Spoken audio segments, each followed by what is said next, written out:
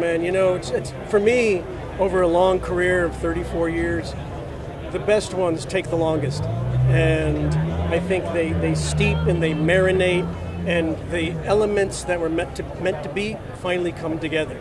And that's what's happened in this case. There were a lot of times where it could get depressing because I loved this story so much, and I made a pledge to Frank Hamer Jr. that we would tell this story. And so there were times where I really doubted that we'd get it made, but our producer, Casey Silver, never quit. Director John Lee Hancock never quit.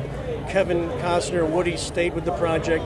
And we got it here to be in Austin, Texas, which is where Frank Hamer lived, where 16 years ago I came to see Frank Jr. and asked his permission and blessing to tell his dad's story. It couldn't be more perfect. To be at South by, it's great. And so, you know, like you're talking about, such a great cast. You know, what was it about, you know, Woody and like Kevin to get them in this movie that you wanted them in so bad? You know, when we started off so many years ago, we had Robert Redford and Paul Newman at one point, you know, and that was the talk of the town. It was like you couldn't get better casting than that. And I was working with them for a while, and then Paul became ill, unfortunately. We lost Paul, and the project sat for a while.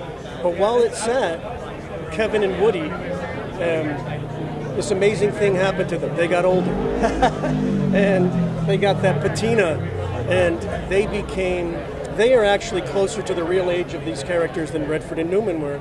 And I think that when you see them, you see Hamer and Galt. We're with Redford and Newman, as amazing as that would have been, we would have been looking at Redford and Newman, and that would have been the event, that they're back together. And said these guys are, this is the absolute perfect tandem to capture the story.